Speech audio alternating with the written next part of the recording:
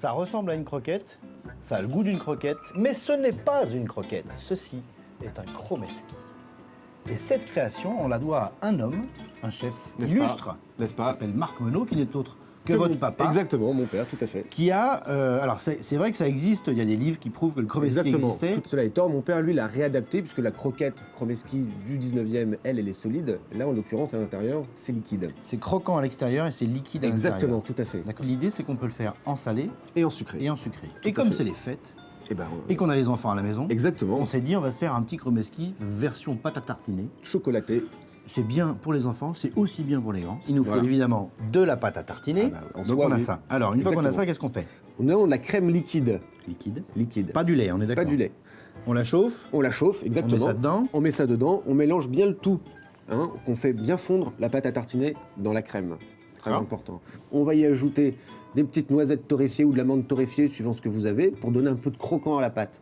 Et bien sûr, élément indispensable pour faire les chromeski, qui est la bande de gélatine. La gélatine est indispensable à la réalisation du chromeski à la pâte à tartiner. Et on ajoute la gélatine dans la préparation. Exactement. Quand elle est encore chaude ou Quand la crème arrive à ébullition à peu près, on met la gélatine ramollie dedans, dans On le tout. tourne. On tourne, on fait bien fondre le tout, que ce soit bien homogène. D'accord. Et on coule la préparation dans le fond de la plaque et on laisse refroidir pour Et que on le tout obtient prenne. Et on obtient ça.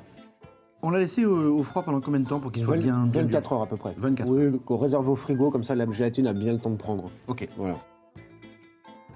Une fois que les cubes sont prêts, on tourne bien la base gélifiée du chromeski dans la farine. Pardon. On trempe dans l'œuf. Et après dans la chapelure. Chapelure de base. Hein. Chapelure de Tout base. Dans le commerce, il Que n'y a pas vous une trouvez chapelure que vous n'importe avez où. créée. Exactement. D'accord. Pendant ce temps-là, on a fait monter en température de l'huile. Exactement. On la monte à quel On degré? la monte à peu près à 250. Alors attention, c'est le moment critique. Voilà. On fait le bain. D'accord. Combien de temps on laisse comme ça?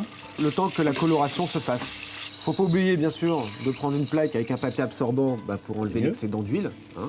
Dès le temps que la coloration est bien faite, c'est pas entièrement fondu à l'intérieur. Donc on va le passer au four pendant 30 secondes à 180. Voilà. Vous appelez les enfants? Allez, on y va.